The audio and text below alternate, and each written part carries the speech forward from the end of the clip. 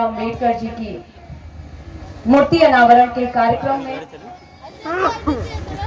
हमारे विधानसभा क्षेत्र में आए हुए हमारे बड़े भाई और अतिथि के रूप में माननीय मंत्री श्री जनक राम जी का हम अपनी धरती पर आपका भरपूर स्वागत, वंदन और अभिनंदन करते हैं।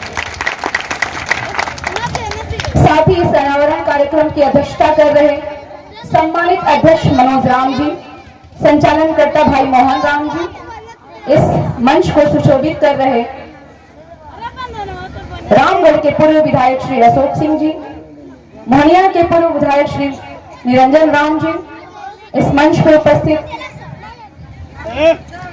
जिला पार्षद के पूर्व अध्यक्ष बड़े भाई तुल्य श्री सुनील मुखिया जी, इस क्षेत्र के जिला पार्षद के रूप में श्री छोटन सिंह जी, भाजपा के जिला अध्यक्ष श्री मनोज जायसवाल जी, प्रदीप राम जी, सभी मंचासीन, सभी सम्मानित नेतागण और चरसिया की धरती पर दूर दराज से आए हुए हमारे अभिभावक तुल्य गार्जियन, हमारे माताएं बहनें, आप सभी को मैं प्रणाम करती हूँ। जय भीम। जय भीम। बाबा साहब की मूर्ति अनावरण यहाँ हुआ है भाइयों, और सोचने की जरूरत है। गाए बेगाए हम बहुत संविधान आरक्षण की बात करते हैं, लेकिन निश्चित रूप से हमें सोचने की जरूरत है कि जिस समाज को आगे बढ़ाने के लिए बाबा साहब ने अपना सर्वस्व जीवन न्यौछावर कर दिया, जिस समाज के अंतिम पायदान में बैठे हुए व्यक्ति को मुख्य धारा में जोड़ने के लिए संघर्ष किया, वो समाज आज अपने आप को कहां पाता है? क्योंकि समाज की संख्या यहां ज्यादा है। मैं आपसे पूछना चाहती हूं, सोचिए, जिस कक्षा के बाहर बैठकर शिक्षा ग्रहण करने वाला वो नन्हा सा बालक, जिसे अगर प्यास भी लगती थी तो मटके को छूने की इजाजत नहीं थी, अगर उसे पानी भी पीना होता था तो दूर से विद्यालय का चपरासी, जो विद्यालय के थे कर्मचारी जो थे, वे दूर से मटका से पानी गिराते थे और वो पीते थे।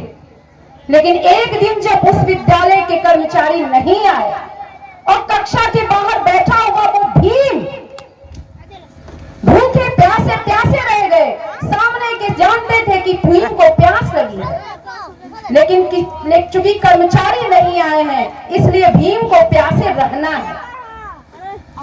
वो कक्षा के बाहर बैठा हुआ अत्यंत निर्धन परिवार का बालक कैम्ब्रिज यूनिवर्सिटी में जाता है और अपनी प्रतिभा का लोहा मनवाकर वो साधारण सा बालक बाहर जाकर, विदेशों में जाकर और कैम्ब्रिज यूनिवर्सिटी में साबित करता है और अपने आप को प्रूव करता है और मानने को मजबूर करता है कि ये जो बालक भीम है, जो भारत से आया है, निश्चित रूप से ये भारत का सितारा है। भारत का सितारा है भीम। बाबा साहब ने किसको जगाने के लिए संघर्ष किया? किसको? और विश्व के सबसे बड़े संविधान की रचना करने वाले बाबा साहब, आज अगर उनकी आत्मा देख रही है तो वो क्या सोच रहे होंगे? क्योंकि मैं इस समाज से आती हूँ, निश्चित रूप से राजनीतिक पद के अलावा भी हमारी मजबूत पहल होनी चाहिए कि हम अपने समाज को कहां पाते हैं।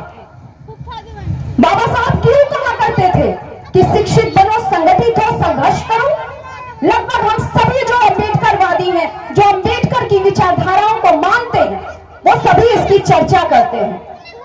लेकिन क्या सही रूप से, सही मायने में हमारे समाज का शिक्षा का स्थिति क्या है? जिस समाज के सर्वे में 3% आबादी शिक्षित हो, वो समाज कितना आगे तरक्की कर सकता है? मेरे भाइयों, आपको सोचने की जरूरत है। समाज में शिक्षा की स्थिति अगर 3% हो और संगठन की मैं बात करना चाहूं तो पहले जो अंग्रेजों की नीति चलती थी, फूट डालो और शासन करो, और आप सभी अपने अंदर आत्मचिंतन और मंथन करिएगा कि आप कितने संगठित हैं। संख्या गिनाते हैं आप कि हमारी बिहार में इतनी संख्या है, हमारे देश में इतनी संख्या है, लेकिन कितनी मजबूत स्थिति में है आप? कितने संगठित हैं आप? संगठित नहीं है मेरे भाइयों। और बाबा साहब की मूर्ति का अनावरण के दिन इनकी मूर्ति के सामने हम बैठकर बात कर रहे हैं, तो हम संगठित नहीं और संघर्ष लगता है कि इस समाज का जो संघर्ष है वो कमजोर पड़ता जा रहा है। बहुत संघर्ष किया गया है। बाबा साहब ने अपनी जिंदगी पूरी कुर्बान कर दी। एक दिन बाबा साहब अपनी कक्षा में अपने रूम में बैठे हुए थे और विदेश के पत्रकार आए हुए थे। उन्होंने पूछा कि जवाहरलाल नेहरू जी सो रहे हैं, गांधी जी भी कमरे में गए तो वो भी सो रहे थे। लेकिन जब बाबा साहब के कमरों में गए तो कमरे में उन्होंने देखा कि बाबा साहब तो जगे हुए हैं और बाबा साहब पढ़ाई कर रहे हैं, पढ़ रहे हैं। तो उन्होंने पूछा कि आपके सभी जो कलीग्स हैं, सहयोगी जो नेतागण हैं, वो अभी सभी सो रहे हैं और बाबा साहब आप जग रहे हैं, क्या बात है? तो उन्होंने जानते हैं क्या जवाब दिया? चूंकि नेहरू जी का समाज जग चुका है, गांधी जी का समाज जग चुका है, उनका समाज जग चुका है, इसलिए वो सोए हुए हैं। मेरा समाज सोया हुआ है, इसलिए मैं जग रहा हूं। उस समाज को जगाने के लिए बाबा साहब ने इतना सरस निछावर किया। और भूलिएगा नहीं मेरे भाइयों, किसी की बात में नहीं आना है।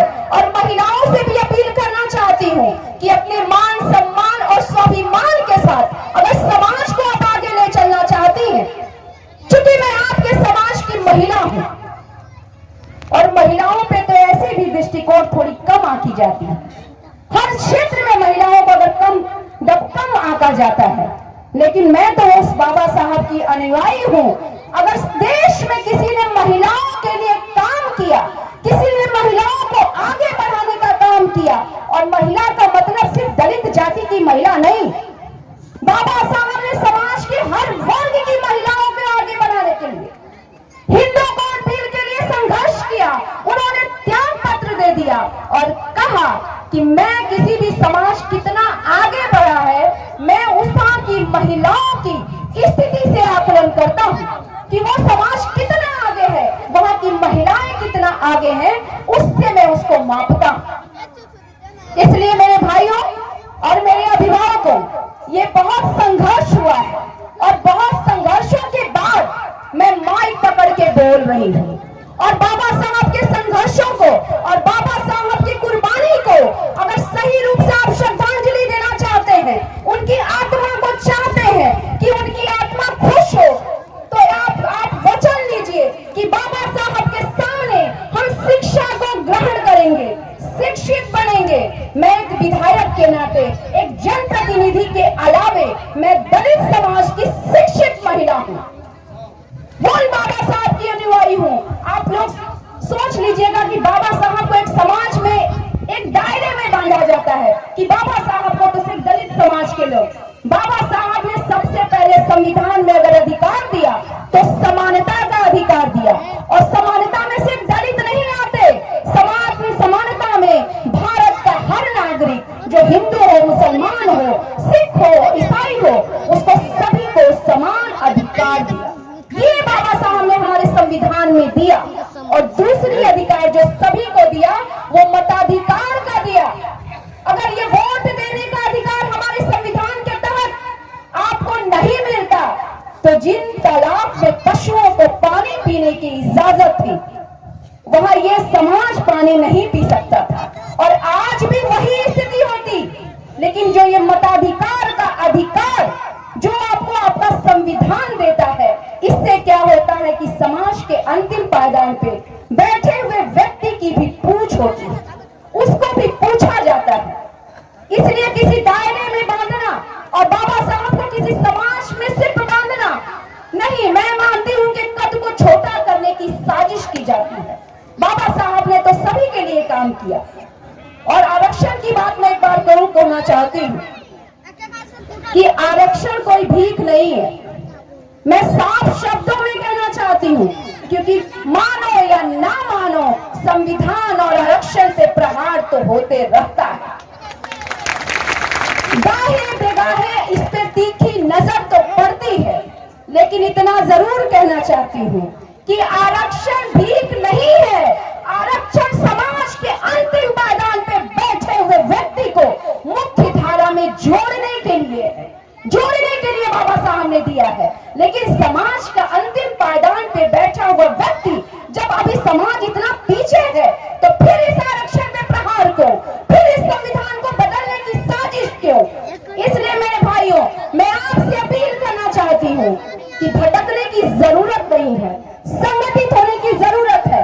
और आप सभी से अपील, नौजवानों से अपील करना चाहती हूँ कि आप लोग किसी भी जंग को जीतना चाहते हैं तो किसी भी जंग को आप लड़ाई से नहीं जीत सकते और किसी भी समाज का अनादर करके आप नहीं आगे बढ़ सकते, क्योंकि ये भारत है और भारत एक धर्मनिरपेक्ष देश है। यहाँ पर हिंदू का भी उतना ही कदर है, मुसलमान का भी उतना ही कदर होगी, सिख की भी, ईसाई को भी, और हर जाति का सम्मान होगा। अगर दलित की हम बात करेंगे तो उच्च वर्ग पे व्यक्ति भी हमें सम्मान करना होगा, किसी भी जाति का अपमान नहीं। लेकिन जो समाज नीचे है उसे मानवता के तहत भी ऊपर लाने की हम भरपूर कोशिश करेंगे, ये कोशिश जरूर करेंगे।